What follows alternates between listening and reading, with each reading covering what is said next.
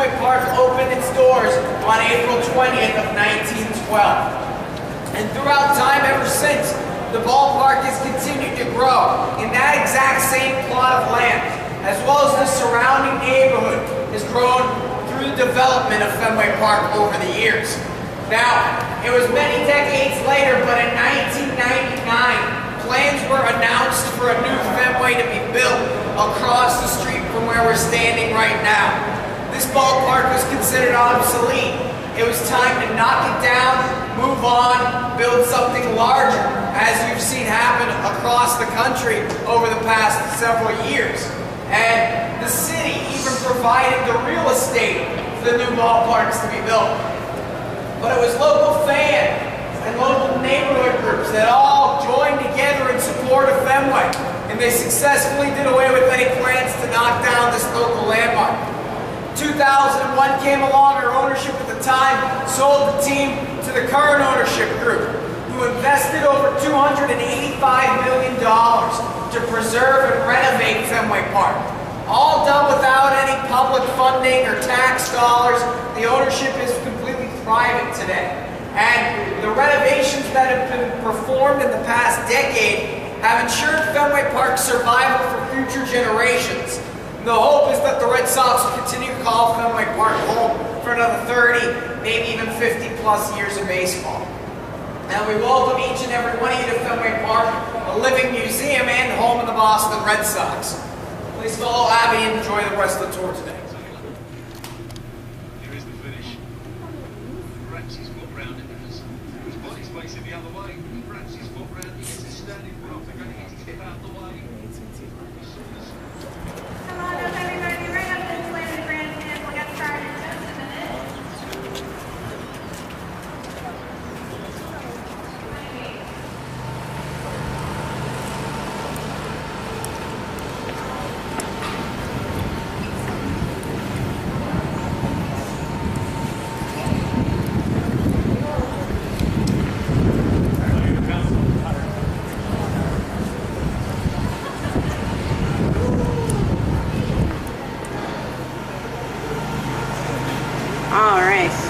Come on up, grab a seat. Well, like he said, we opened up here April 20th, 1912, opening day against the New York Highlanders, our arch rivals at the time. We beat them 7-6 in 11 innings, which is worthy of front page news the next day, right? You open up your ballpark, you win your first game, but something else is happening that very same week in 1912. It's actually splashed all over headlines, all over the world. Anybody know? Titanic. You got it. The Titanic sank the same week Fenway Park opened. So this gives you an idea of just how long this park has been around. But we did end up making headlines. A few months later, we won our second World Series title in 1912. Right. Our first. What's the whole 86-year stretch called?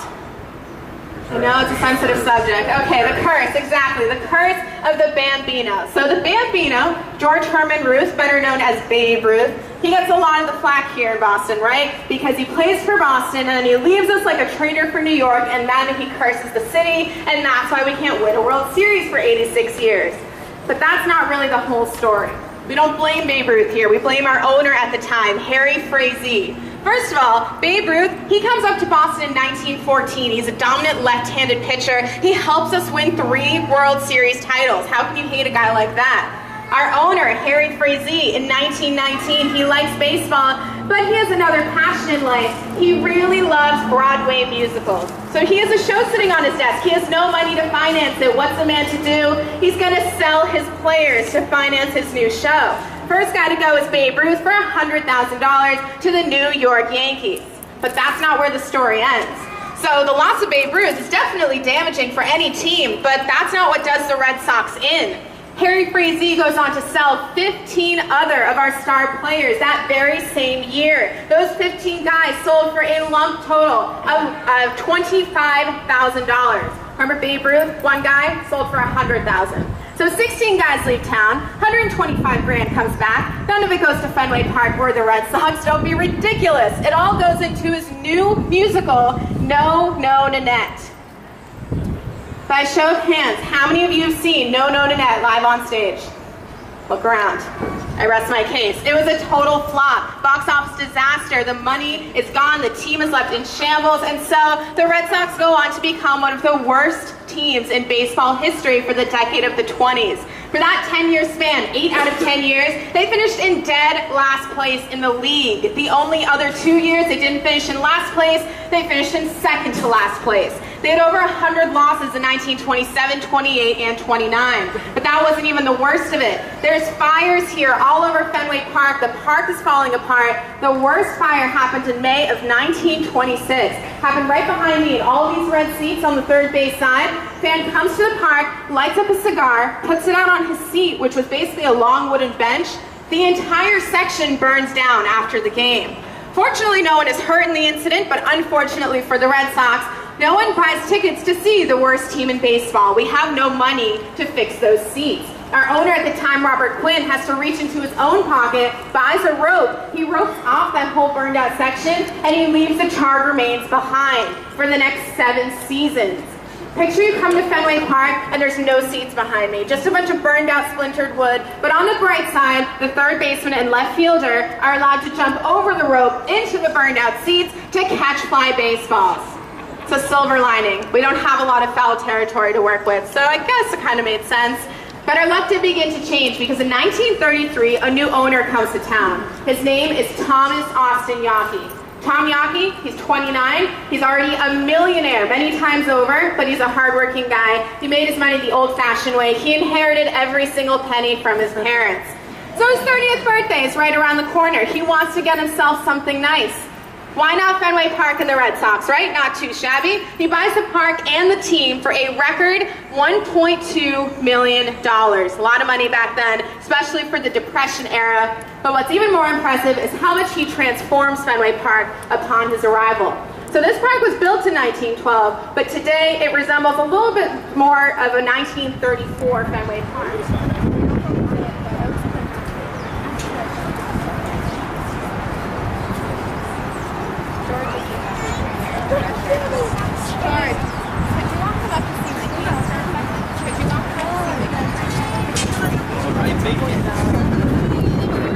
I mean, he was like no other. It was pretty much guaranteed. If he was playing at Fenway, he'd hit one over the wall.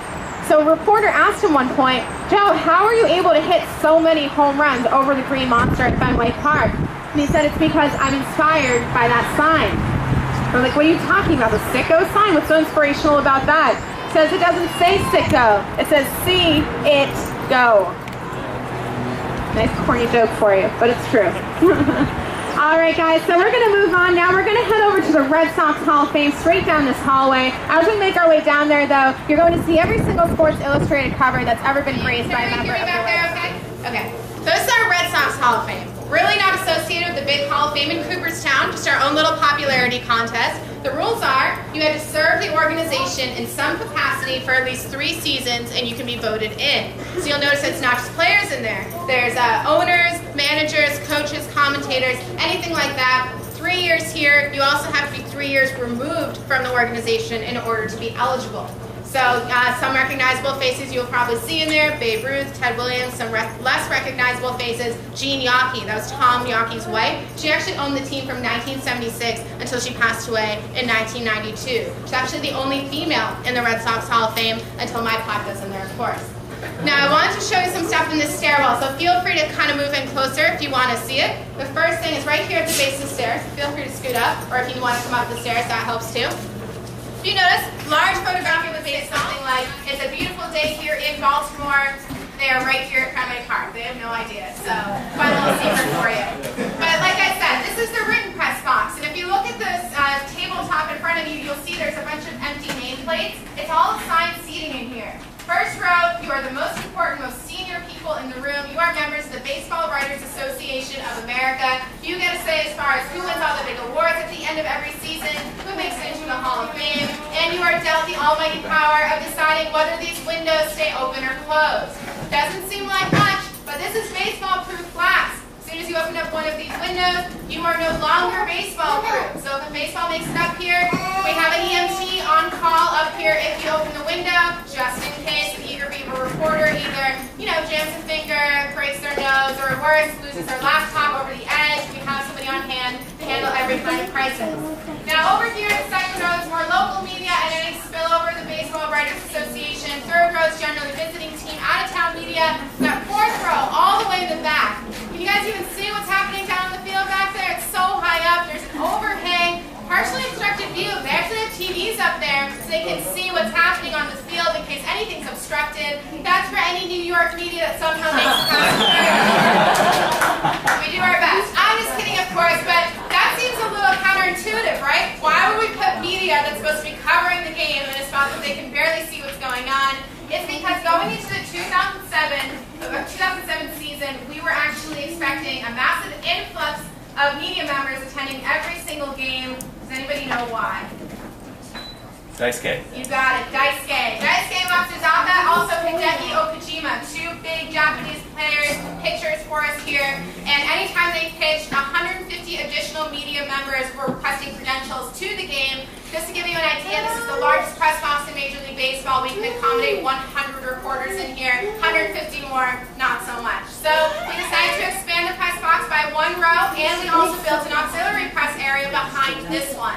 Just extra space, extra room. They watch the game on a live feed. They certainly don't have the same view as the reporters in here, but everyone can get their work done. Sometimes reporters actually rotate turns watching the game from inside the press box and outside the press box, just so everyone has a fair share of time.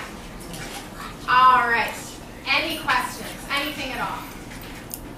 All right. Now, some of you were asking me along the way, and this is a good spot to talk about it. You might have noticed out in the bleachers, underneath the Ford billboard sign, do you see that one red seat and all that green? About 15 rows behind or beneath the orange Ford. Does anybody know what that red seat marks? Ted Williams.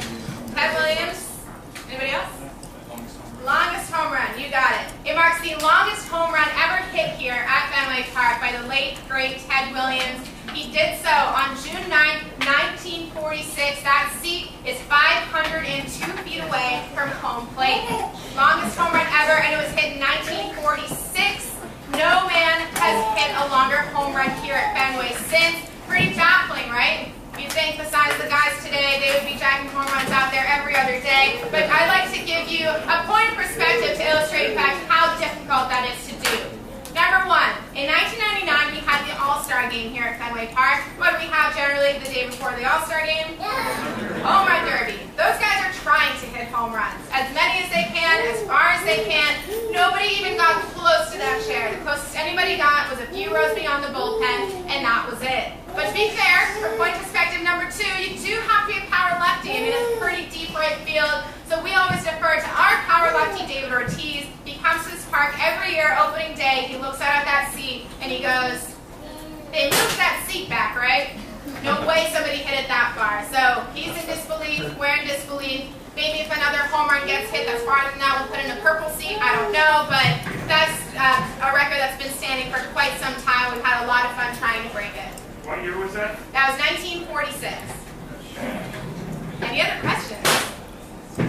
All right, guys, so I think we have a few more minutes. What I want to do is I want to run over down the right field side, and I want to tell you a little bit about the Green Monster scoreboard, and then we're going to head out to the nation.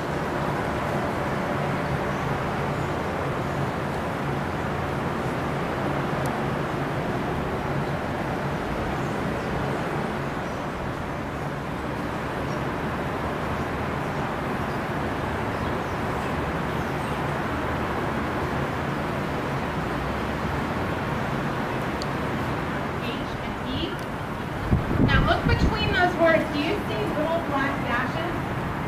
Those are their eye holes, my friends.